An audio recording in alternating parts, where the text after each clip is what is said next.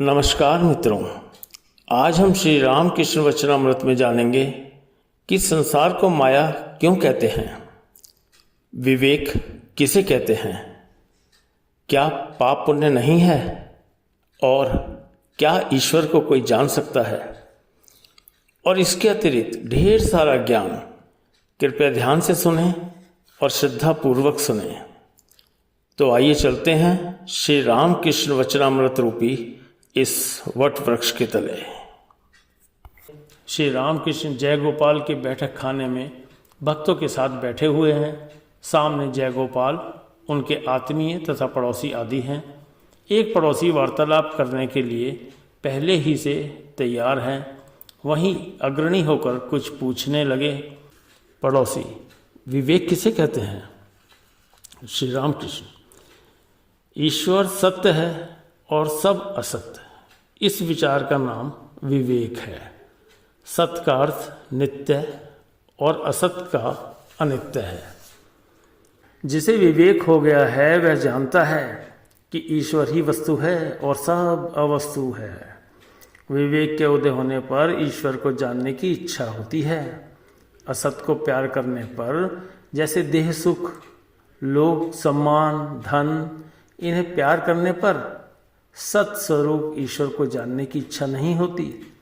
सत असत विचार के आने पर ईश्वर की ढूंढ तलाश की ओर मन जाता है। मन में निवृत्ति के आने पर विवेक होता है। विवेक के होने पर ही तत्व की बात हृदय में पैदा होती है। तभी काली कल्पतरु के नीचे घूमने के लिए मन जाना चाहता है। उस पेड़ के नीचे जाने पर, ईश्वर के पास जाने पर चारा फल धर्म, अर्थ, काम और मोक्ष पड़े हुए मिलेंगे, अनायास मिल जाएंगे। उन्हें पा जाने पर धर्म, अर्थ, काम, जो कुछ संसारियों को चाहिए वे भी मिलता है, अगर कोई चाहे। पड़ोसी: तो फिर संसार को माया क्यों कहते हैं? श्री रामकृष्ण: जब तक ईश्वर नहीं मिलते तब तक नेति नेति करके त्याग करना पड़ता है।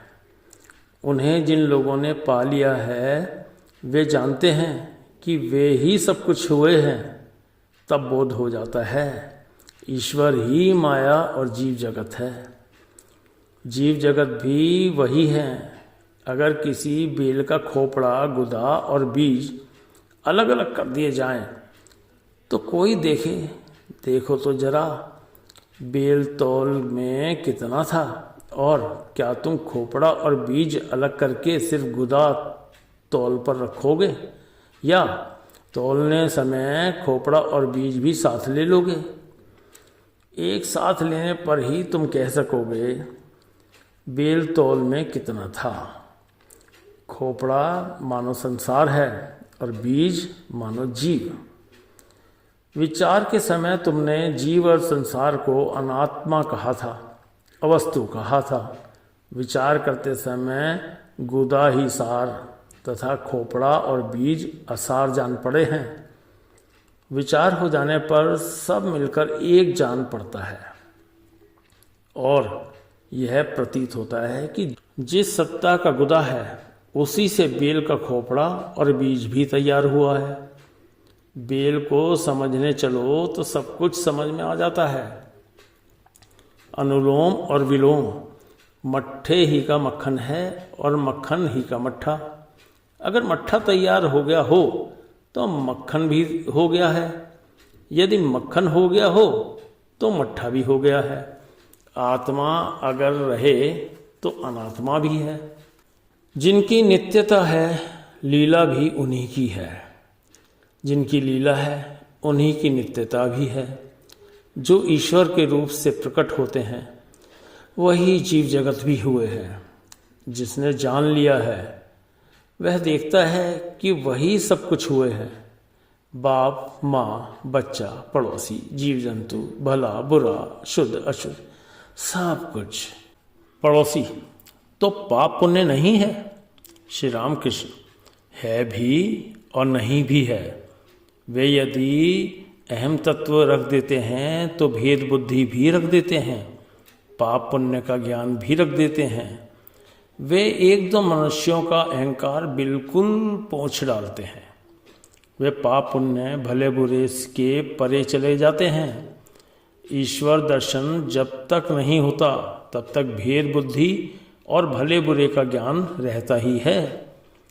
तुम मुंह से कह सकते हो हमारे लिए पाप और पुण्य बराबर हैं, वे जैसा कराते हैं वैसा ही करता हूँ, परंतु हृदय से यदि जानते हो कि यह सब एक कहावत मात्र है, बुरा काम करने से छाती धड़कने लगेगी। ईश्वर के बाद भी अगर उनकी इच्छा होती है तो वे दास मैं रख देते हैं।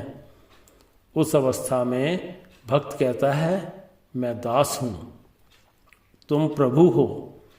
ईश्वरीय प्रसंग, ईश्वरीय कर्म, ये सब उस भक्त को रुचिकर होते हैं। ईश्वर विमुख मनुष्य उसे अच्छा नहीं लगता। उसको ईश्वरीय कर्मों के सिवा दूसरे कार्य नहीं सुहाते। इतने ही से बात सिद्ध हो जाती है कि ऐसे भक्तों में ही वे भेद बुद्धि रख छोड़ते हैं। पड़ोसी, महाराज आप कहते हैं ईश्वर को जानकर संसार करो, क्या उन्हें कोई जान सकता है? श्री रामकृष्ण, उन्हें इंद्रियों द्वारा अथवा इस मन के द्वारा कोई जान नहीं सकता। जिस मन में विषय वासना नहीं, उस शुद्ध मन के द्वारा ही मनुष्य उन्हें जान सकता है। पड़ोसी, ईश्वर को कौन जान सकता है? श्री रामकृष्ण, ठीक ठीक, उन्हें कौन जान सकता है? हमारे लिए जितना जानने की जरूरत है उतना होने ही से हो गया। हमें कुएं भर पानी की क्या जरूरत है? हमारे लिए तो लोटा भर पानी ही पर्याप्त है। एक चींटी चीनी के पहाड़ के पास गई थी, सब पहाड़ लेकर भला क्या करेगी? उसके छकने के लिए तो एक दाना ही बहुत है। पड़ोसी, हमें जैसा विकार है इससे लोटा भर पानी से क्या होता है? इच्छा होती है कि ईश्वर को 16 आने समझ लें। श्री रामकृष्ण, यह ठीक है, परंतु विकार की दवा भी तो है। पड़ोसी, महाराज वह कौन सी दवा है? श्री रामकृष्ण, साधुओं का संग, उनका नाम गुण कीर्तन, उनसे सर्वदा प्रार्थना करना। मैंने कहा था माँ मैं ज्ञान नहीं चाहता, ये लो अपना ज्ञान और यह लो अपना अज्ञान। माँ मुझे अपने चरण कमलों में केवल शुद्ध भक्ति दो, मैं और कुछ नहीं चाहता। जैसा रोग होता है उसकी दवा भी वैसी ही होती है। गीता में उन्होंने कहा है, हे अर्जुन तुम मेरी शरण लो, तुम्हें मैं सब तरह के पापों से मुक्त कर दूंगा। उनकी शरण में जाओ, वे सुबुद्धि देंगे, वे सब भार ले लेंगे, सब तरह के विचार दूर हट जाएंगे। इस बुद्धि से क्या कोई उन्हें समझ सकता है? शेर भर के लोटे में क्या कभी 4 शेर दूध रह सकता है? और बिना उनके समझाए क्या उन्हें कोई समझ सकता है? इसीलिए कहता हूँ उनकी शरण में जाओ, उनकी जो इच्छा हो वे करें। वे इच्छामय हैं, मनुष्य की क्या शक्ति है? शेष क्रमशः।